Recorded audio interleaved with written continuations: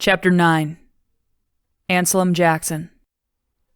Daldo stared at Sabrina from the mural on the wall of a house on the end of a row. He was wearing his green and white Rusyn team jersey, his number 0 emblazoned on his chest and emanating light nearly as bright as the glow from behind his head.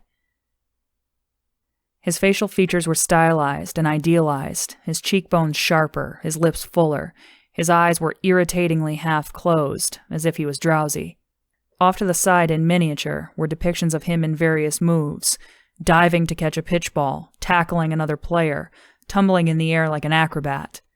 If she squinted, the depictions of his lithe body and those of his opponents resembled birds hovering about his head. "I should take that woman in for that monstrosity," Sabrina said when the owner of the house, a roundish woman in a gray dress, dragged a rusty cart of groceries to the stoop and began to fumble with her keys. "You don't even know if she painted it," Sean said from the seat beside her. "Likely she had nothing to do with it. Just woke up one morning and there it was, painted by hooligans." "You'd mind more if it was a Genis Club player up there." "I would, but only because a lot of them are so ugly." They were in a worn-out CRP with cloudy windows, faded paneling, and instruments with their buttons worn smooth. The seats had lost their stuffing long ago. Both of them were dressed in civilian clothes. Sean in a blue pullover and brown trousers, one of the new cuts available that year. Sabrina wore an orange blouse and green trousers over her patrol suit. Their clothes were loose in order to conceal their weapons. Sean leaned over from the driver's seat and took a closer look at the side of the house. No candles, stones, flags, or even a basin. It does not qualify as a point of worship. It's technically just art. He was baiting her. It was mid-afternoon. They had been trailing their mark, Anselm Jackson, all day, following him on a trip to the clothing store where he was a procurement manager, and on a few visits to his distributors. Anselm had grabbed lunch from a vendor on the street before returning to his office, where he had been working at his desk since. Despite the initial thrill of tracking a possible lead, not to mention the thought of going against her uncle's wishes, Sabrina was drowsy. After a lunch of brick oven bread slathered in olive spread and rosemary, she suspected she was not the only one. Sean's head had nodded towards the steering wheel a few times. She cradled a cup of tea between her legs, but the relaxing warmth on her thighs was having the opposite effect than she intended. Banter was what they needed. She considered Sean's suggestion that the horribly proportioned and clearly illegal depiction of Daldo was art. She decided it was not. Art was what Lindsay created. This eyesore before her was just obscene. "I bet if you check the ground underneath you'll find candle droppings. The work is clearly deifying him."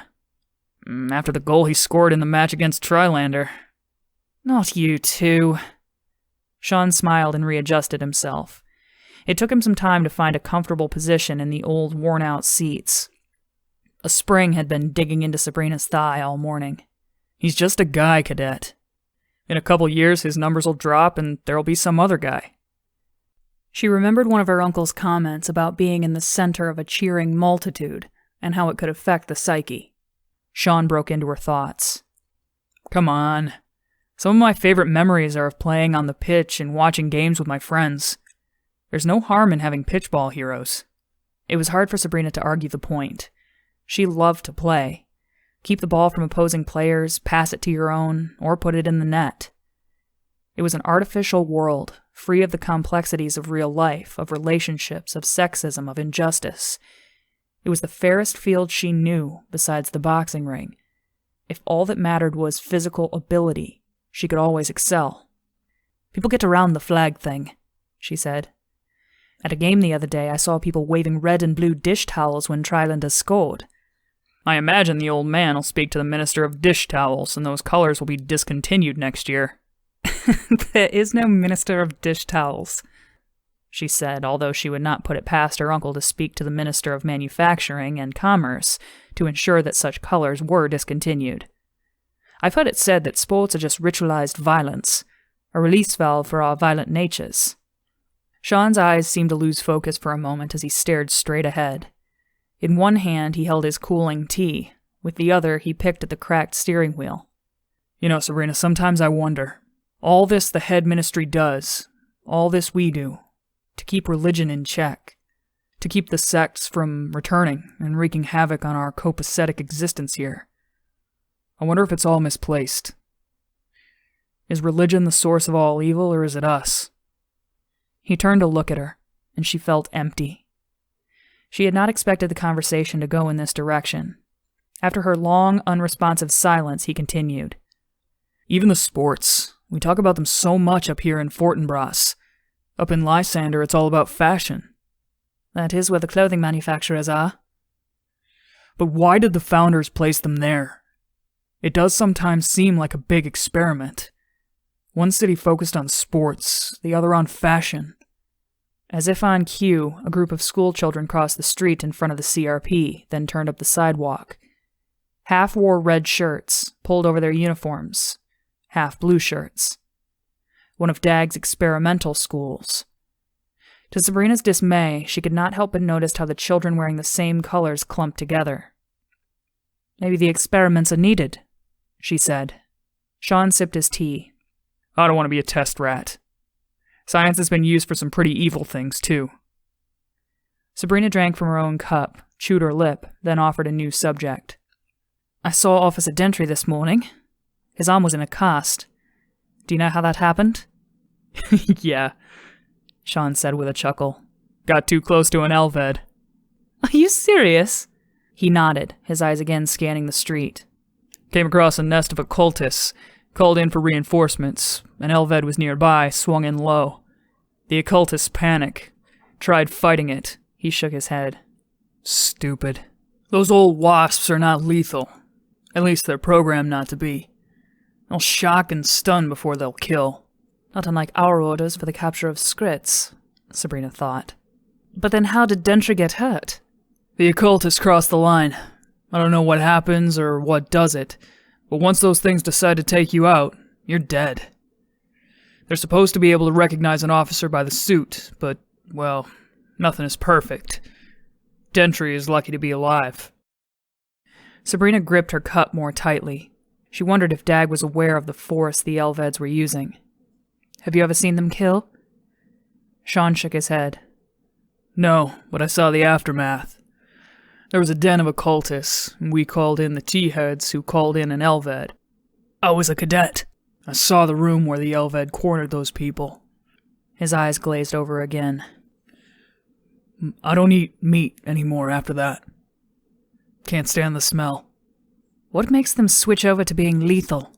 He shook his head and pressed his lips into a thin line. I don't know. Whatever they feel like.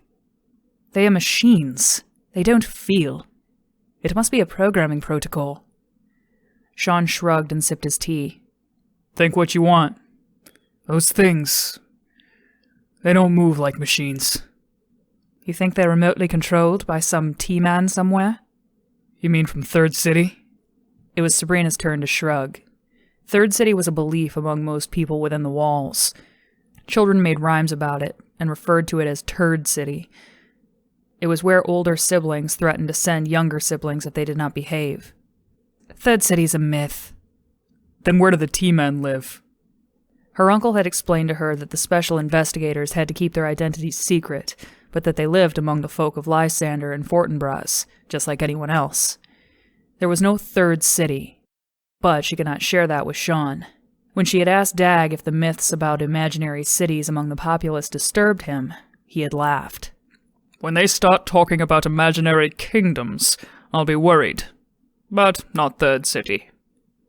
They probably have to keep their identities secret, she said carefully.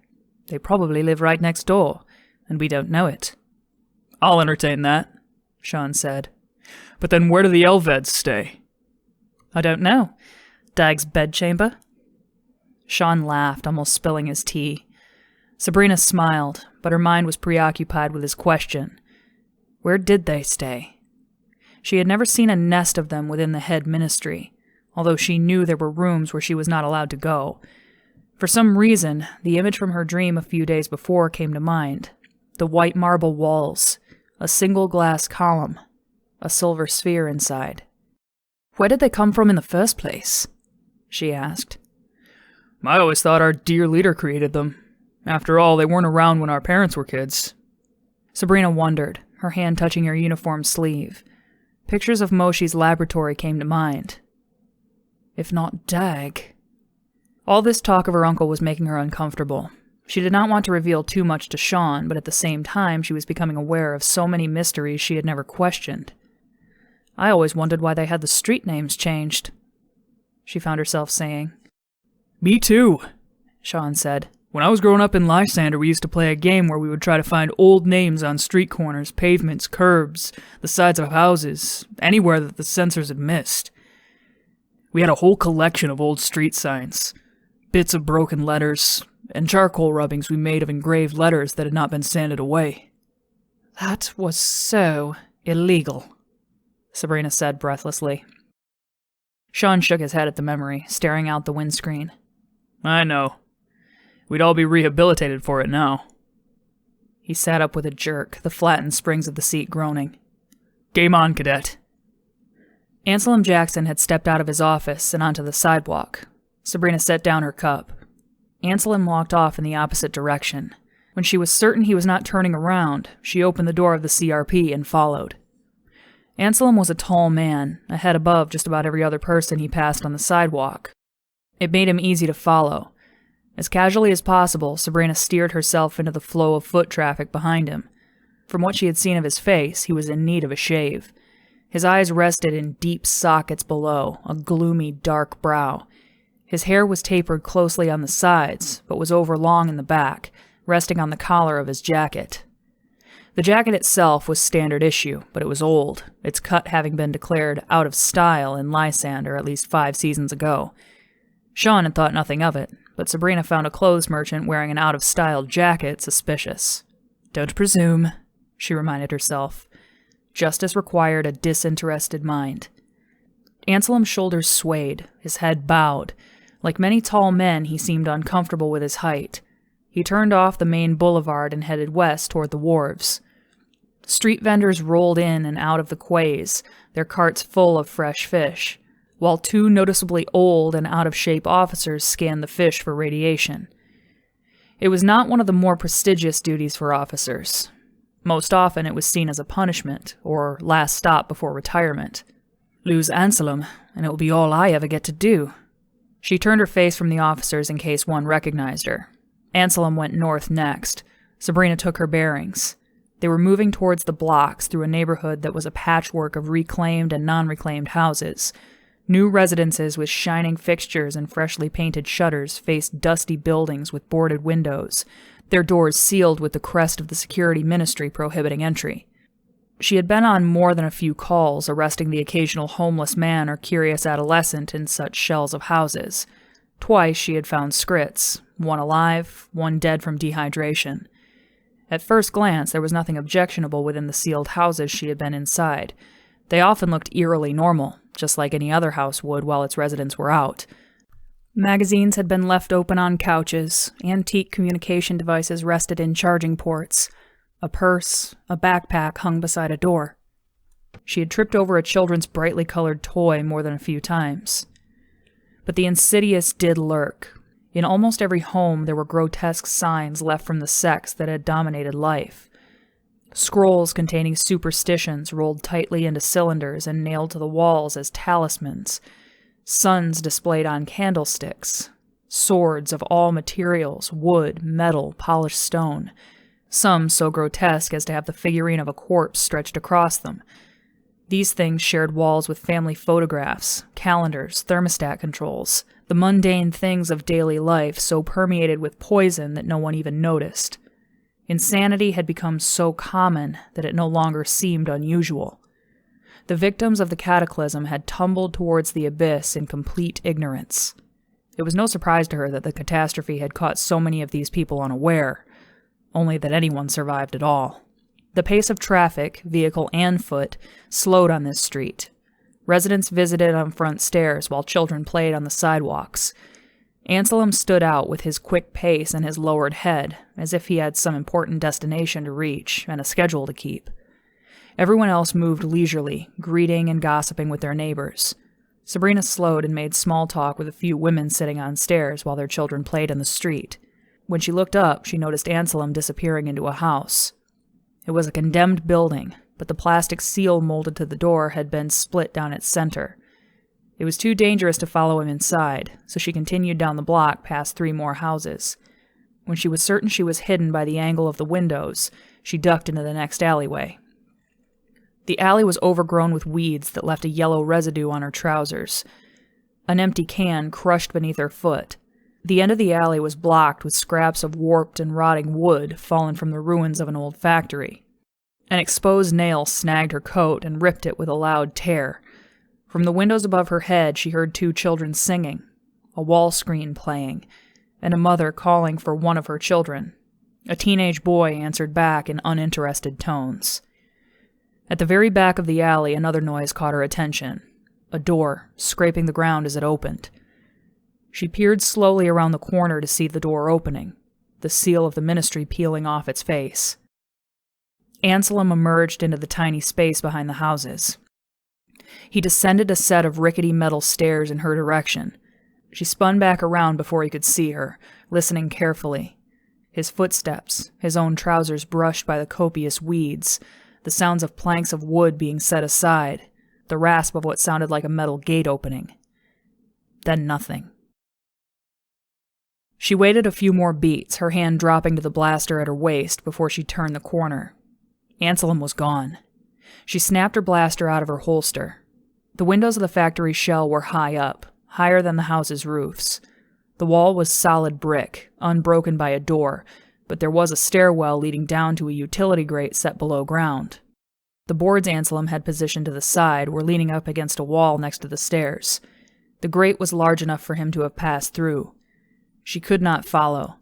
The grate would make too much noise as she opened it, and she could not afford to lose him now. He was clearly up to something. She decided to do away with her jacket, balling it up and tossing it into the weeds. Her trousers followed, revealing the rest of her patrol suit. A tingle ran up through her fingers as she pulled on the gloves, and they interfaced with her nervous system through derm links. "Check in, Ace," Sean said when she pulled on her visor. He crossed through a council-sealed house into an abandoned factory of some sort. I lost him when he went in through a grate that is loud enough to be heard in Lysander. I'm going to see if there's another way I can enter from the roof. The factory is council-sealed, too. I'm looking at its door on the other side. I'm parked by the subway entrance. We have him on any number of violations that we could take him in on. Keep following. He's doing more than taking a casual walk. Let's see where he's going. Affirmative. The grips on her fingertips and boots activated and bit into the skin of the factory. The wall was an easy climb. She threw herself over the crest and onto the roof filled with weeds springing up through cracks in the tarred shingles. Moldy tarpaulins rolled in the breeze, secured by only a few remaining nails. A rusty metal door to a stairwell hung wide open on the far side of the roof. The vegetation muffled her steps, but the stairwell was not as kind. Her weight alone made it creak, and it was covered with shards of glass from a shattered skylight. She reactivated the grips on her boots and gloves for extra traction and descended the stairwell's support beams. The air inside the factory was hot and close. The odor of the air was a mixture of mold and desiccated linoleum. No longer on the questionable staircase, Sabrina moved more quickly, pausing briefly at doorways and corners to listen. She heard nothing. Finally, the corridors of offices and storage areas opened to the wide expanse of the factory floor. A ray of afternoon sunlight ran from the line of windows down to crowded rows of idled machinery. Anselm was threading a path through one row to the next, his footsteps echoing loudly. Sabrina threw herself into a crouch and moved forward until the cement floor beneath her became a metal catwalk. It was too difficult to cross it without alerting Anselm, so she watched him through its metal grating until he disappeared into a doorway. When he did not reappear, she secured her grasping hook to a joist and lowered herself to the floor.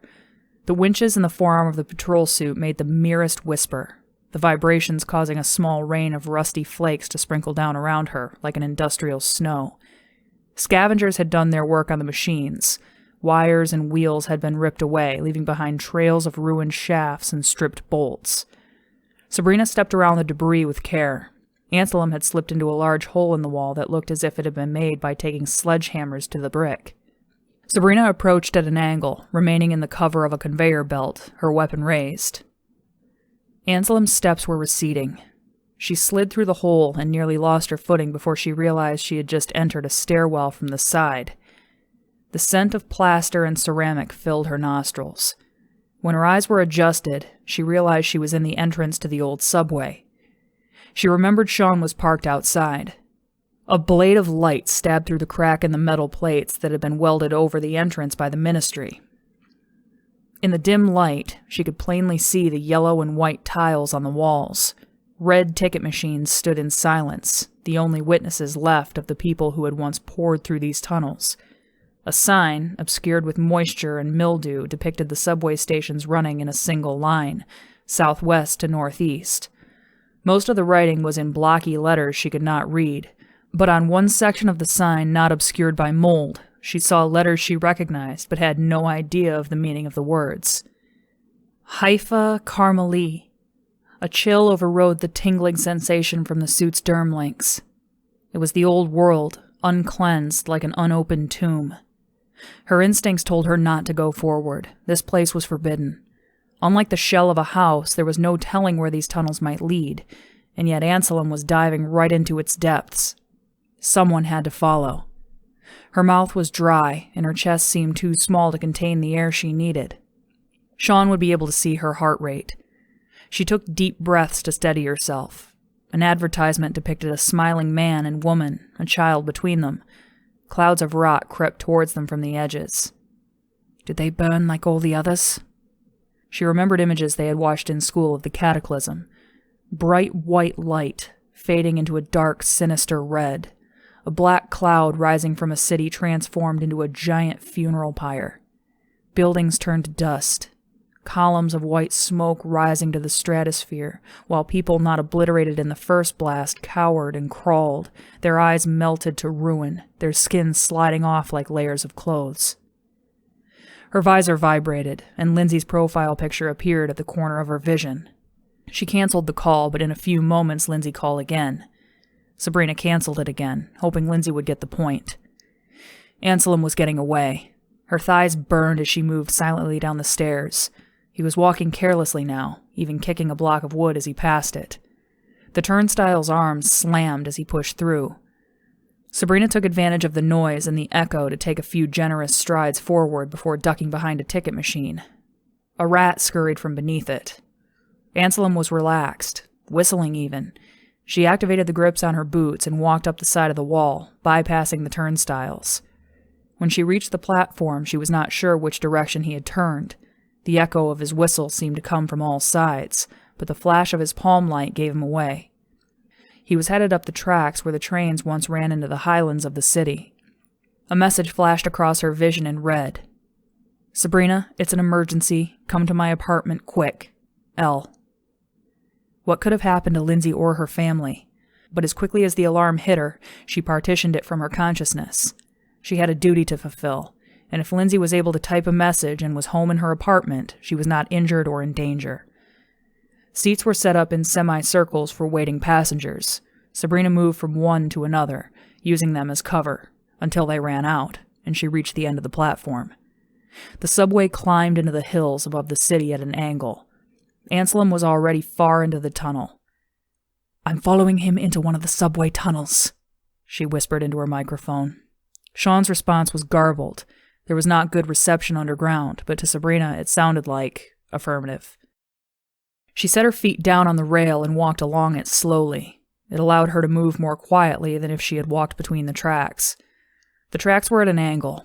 She imagined the line running up into Hill 36, where she had caught Jacob the night before. Anselm was descending, his feet slapping the tunnel floor as he jogged downward. His footsteps and the occasional stone or piece of debris that he kicked made it sound as if he were right in front of her. When she clicked on the night vision of her visor, an emerald world appeared before her, the tracks clearly visible as well as Jackson's lumbering shape, the tails of his jacket billowing as he moved. They continued for some time, through another station in which he remained on the tracks, but Sabrina climbed up and crossed using the platform before jumping back into the tunnel. Not long after that, Anselm stopped and turned his light back towards her. It was too weak to reach, but she ducked and turned the visor away so as not to offer a reflective surface. When she looked again, Anselm was bent over, His arm jerked, and the tunnel reverberated with a loud bang, followed by 2 others. Sabrina charged her blaster. Was this some sort of alarm? A wedge of light opened up over him, accompanied by the sound of scraping metal. Another man waited above. They exchanged a few short words before a rope ladder dangled down, and Anselm climbed up. The door slid shut again, and Sabrina was left in darkness. Alone, she waited a long time, wondering if she had wandered into a lair or a trap. Red lettering flashed again before her eyes. 3 more messages from Lindsay had come in a bunch when she had entered the last station and had reception. Now she was cut off. She quickly adjusted the frequencies on her visor, shutting out any communiques other than those from Sean, but even the line to Sean was dead. He would have no idea where she was, unless she surfaced. Her mind was made up. Sabrina followed in Anselm's footsteps, switching back and forth between night vision and infrared, until she found the hammer, the handle still glowing turquoise from the heat of his hand. 3 crescent moons still burned indigo on the track where he had struck. Sabrina took a deep breath and pounded 3 times. There were smudges of fading warmth on the door. She had not heard the passwords, nor would the guard above know her. It was entry by force, or no entry at all. As soon as the door cracked open, she fired the grasping claw from her forearm past the guard's head. Sensors in her glove told her it had anchored onto something, and she engaged it at full leverage. Her arm felt as if it would be torn from her socket as she flew toward the opening. There was a pain from her leg that felt like her knee exploding when she burst into the room. The door guard fell back in shock. She glimpsed unshaven cheeks, a jowly face, and the flash of a knife before she fired her blaster.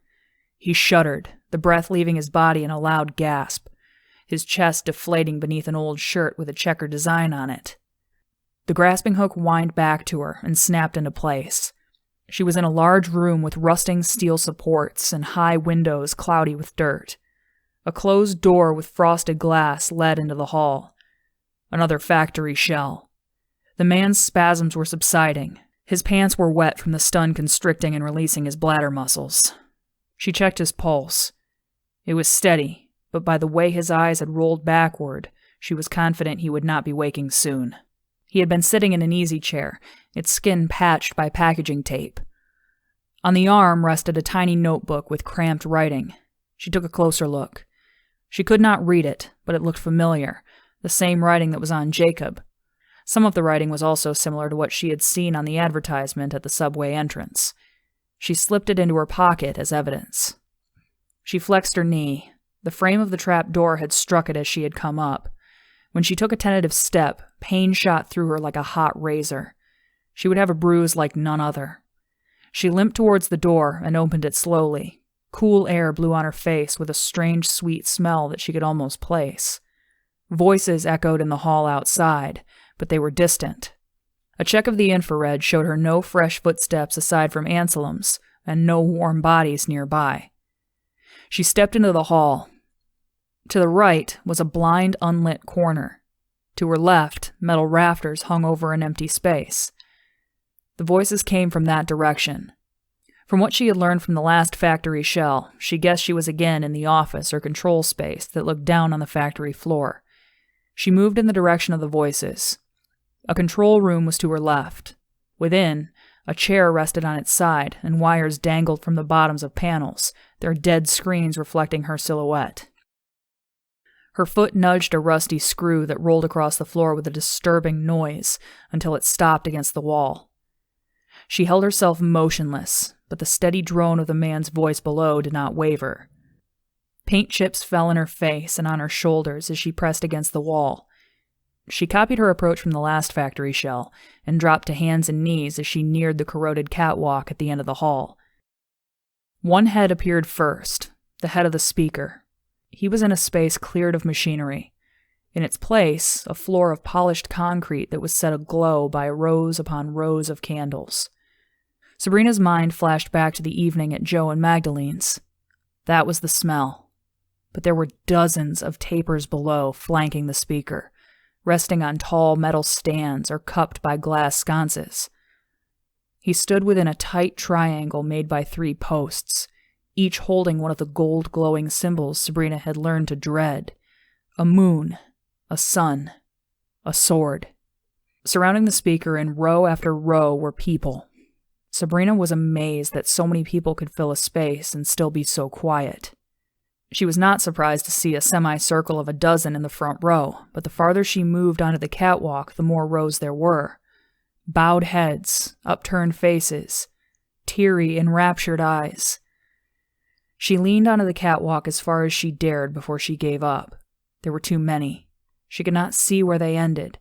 The occultists filled the space, sitting on polished benches, throw pillows, or even beach towels. Her palms left wet handprints on the floor as she crab-walked backwards. Sweat was dripping off her brow like tears. A green bar on her visor's readout indicated that she had full reception. She stood up, her knee protesting, and hobbled back to the end of the hall. She would hide in the dark and call Sean, call for reinforcements, call the entire ministry down on this place. She was waiting for her when Sabrina turned the corner. The rifle, an old projectile shooter, was pointed in Sabrina's face. Like someone as familiar with the weapon's workings as a soldier, like someone trained, Lindsay chambered around, the metal snapping and slapping with a crack that split the silence and echoed from one end of the factory to the other. "Sabrina," Lindsay said. "I told you not to come."